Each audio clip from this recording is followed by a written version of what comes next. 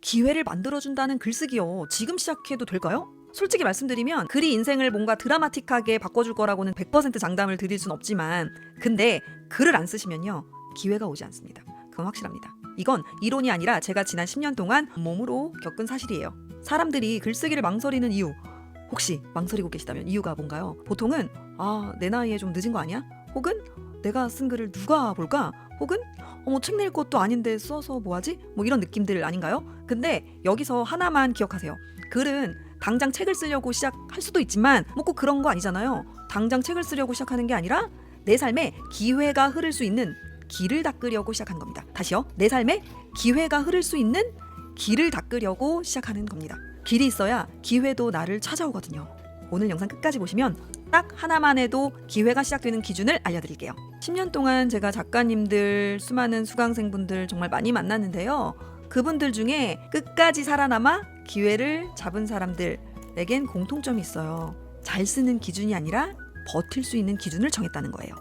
글을 쓰면 기회가 옵니다 라고 제가 말씀을 드리면 보통 이런 반응입니다. 작가님, 그건 책 낸 사람들 얘기잖아요. 근데 재미있는 게 뭔지 아세요? 기회를 노리고 쓴 사람보다 그냥 쓰는 사람들이 기회를 더 많이 만난다는 사실을요. 이게 바로 글쓰기의 역설입니다. 어느덧 언제야? 너무 오래된 얘기지만 제가 SBS 방송 작가를 할 때 이야기를 좀 드릴게요. 거의 처음 드리는 이야기 같은데 제가 SBS 방송 작가가 어떻게 된 줄 아세요? 여러분? 어떤 거창한 이력서가 아닙니다. 단순히 편직을 한 장이었어요. 그 편지 한 장으로 기회를 잡았고 SBS 목동 방송국에서 작가 활동을 할 수 있었습니다.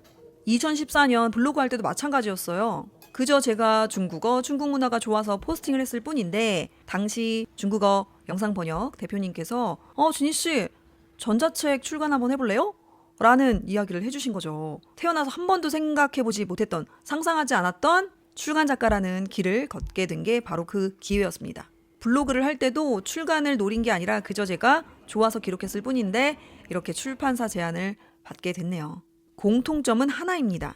기회를 만들려고 어떤 계산하며 쓴 게 아니라 내 삶을 기록하고 증명하며 살려고 썼던 것. 정말 살아내려고 쓸 수밖에 없었던 것.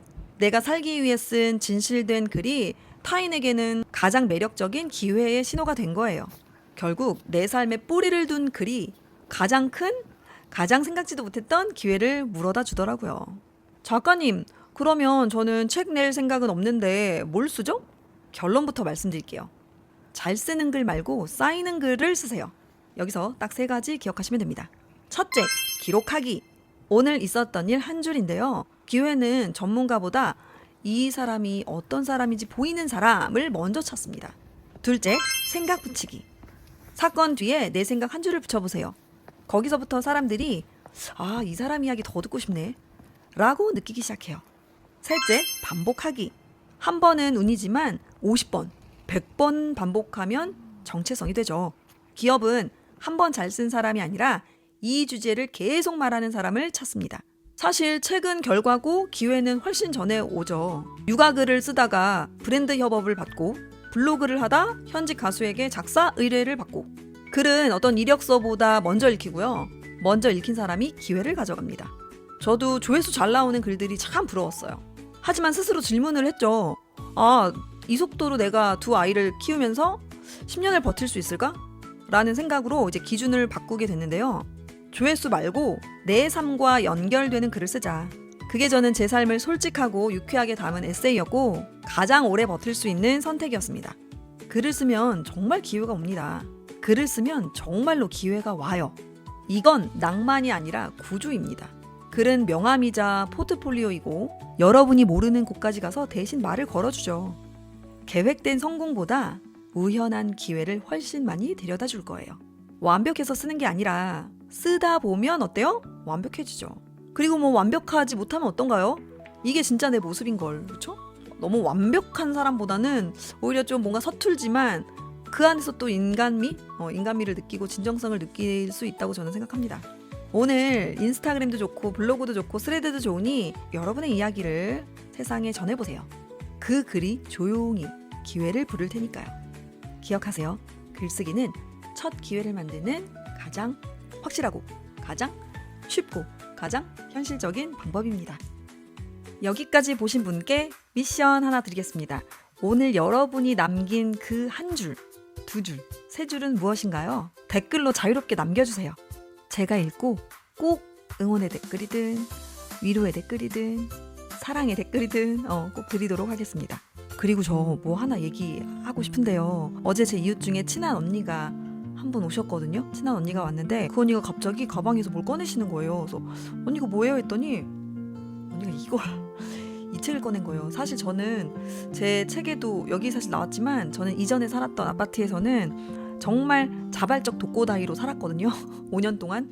그래서 이웃집 엄마들하고도 그냥 안녕하세요 하고 후다닥닥 집에 들어가서 막 조용히 혼자 일하고 막 그랬거든요. 근데 여기 새로운 곳에 이사 와서는 너무 또 그렇게 숨 죽인 듯 살아서는 안 되겠다, 안 좋다 싶어가지고 조금 관계를 조금 넓혀가지고 한 두세 분 정도 친하게 지내고 있습니다. 그런데 그 중에 이제 한 언니가 저희 집에 온 거죠. 언니가 왔는데 제 책을 이렇게 직접 구매를 해서 갖고 온 거예요. 이 말 안 하면 노는 줄 알아요를. 사실 저는 제 정체라고 말하기도 그렇지만 제 정체를 뭐랄까 이렇게 자랑하듯 막 밝히진 않거든요. 그냥 자연스럽게 무르르듯 제 정체 아시면 좋은 거고 뭐 또 그래요. 그 언니가 저희 집 왔을 때 저희 집 책장에 제 책이 이렇게 쭉 놓여져 있으니까 보고 이제 놀래신 거죠. 알게 되신 거죠. 어제 오셨을 때 제 책을 갖고 와서 이제 사인을 요청하시는 거예요. 사인을 요청하면서 사인을 드리는데 기분이 참 묘했어요.